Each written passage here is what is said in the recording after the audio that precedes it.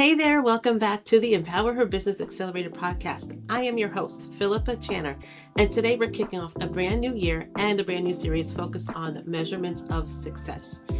Of course, before we dive in, I want to remind you that if you haven't yet listened to our last month's series on goal setting, I highly encourage you to do so. In that series, we talked about how to set meaningful goals for your business, and those goals will help you guide the metrics we discussed today. Understanding what you want to achieve is the first step to deciding what to measure. So be sure to check out that for inspiration and guidance. That will make today's message and the rest of this month make a lot more sense. Also, a quick reminder that the EmpowerHer Power Session happens on January 14th and that our group program starts on January 15th. The last day to sign up for either of those is January 10th. So if you're ready to take your business to the next level in 2025, make sure to sign up today before the deadline. All the details for you are going to be in the show notes. Now, let's jump into today's topic. We're going to be defining success and identifying the key metrics for your business. In this episode, we're going to talk about why it's so important to track specific metrics and which ones are critical for measuring the success and growth of your business. So first, we want to talk about why metrics even matter.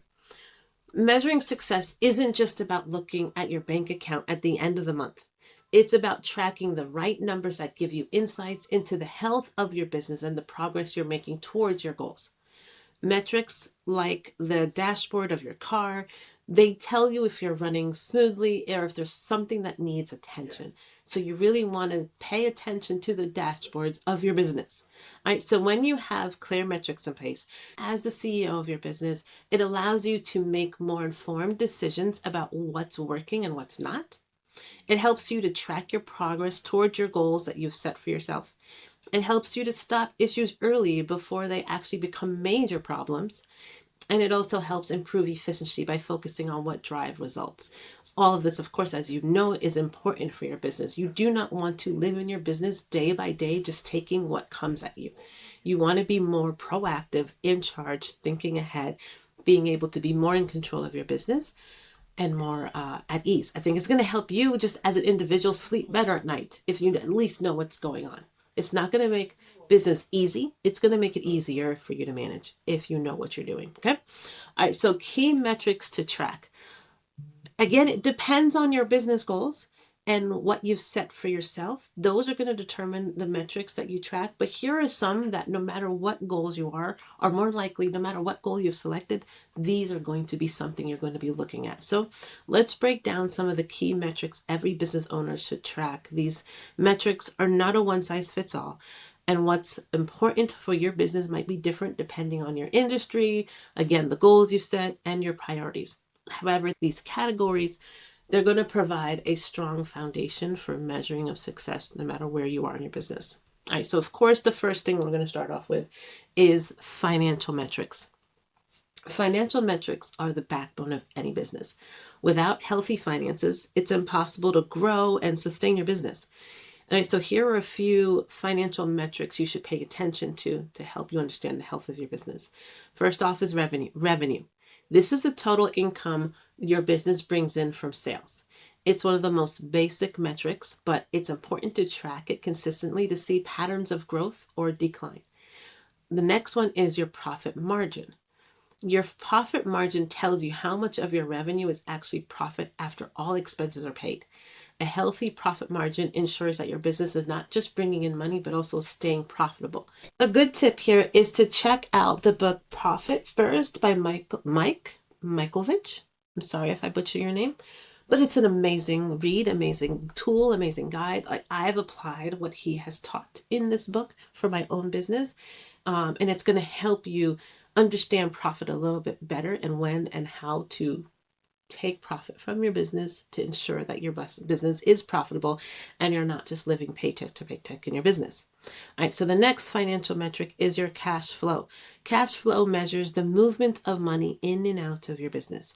Positive cash flow means you have enough liquidity to cover expenses and invest in growth, while negative cash flow can be a signal of trouble. So basically, you don't even have enough money to take care of the expenses that your business is building up.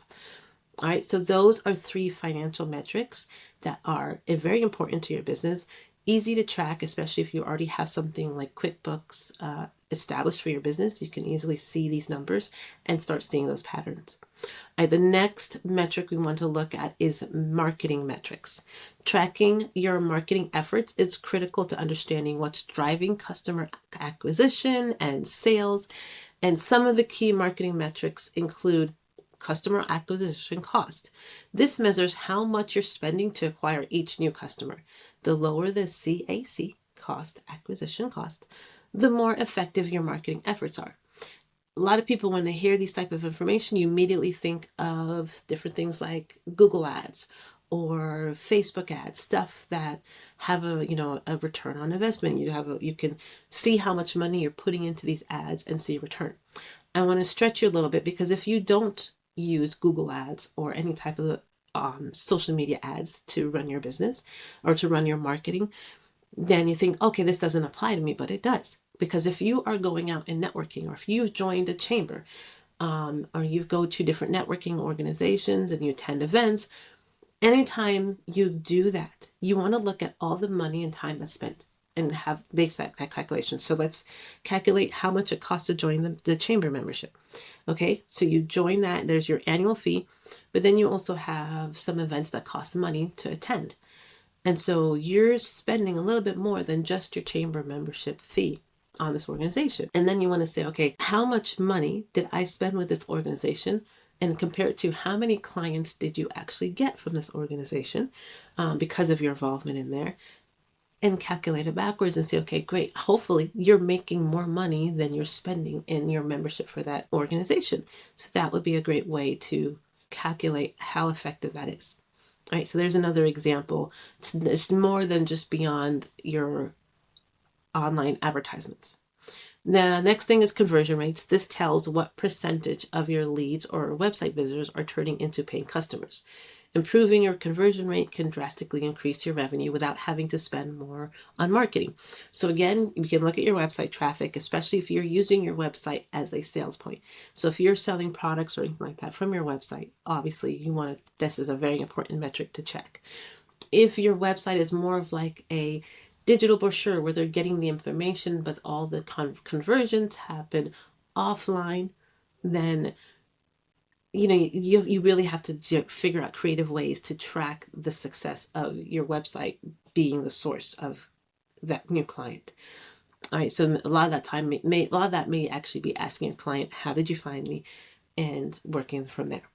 Another way to talk about this again is going back to the in-person example of what percentage of your leads are turning into paying customers. So you go to these networking organizations, you spend time at these events, you calculate you calculate how much money is sent, and then you say, okay, you make a list. Maybe it's making a spreadsheet or using a CRM that you already have existing, but you make a note of all the different connections that you made for each event.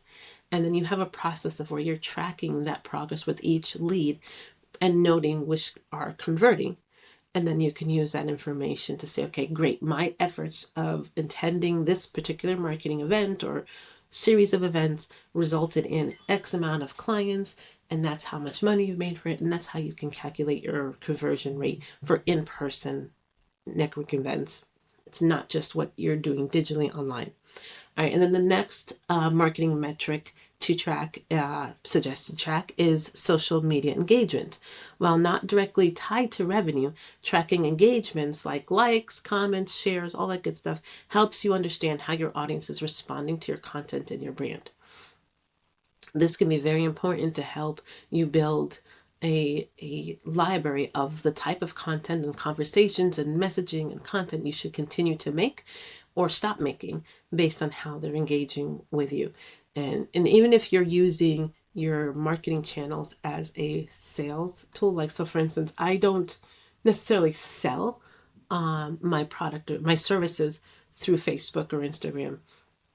but I do share content on there. And so I'm not expecting somebody to find my Facebook page, see my content, and become a client.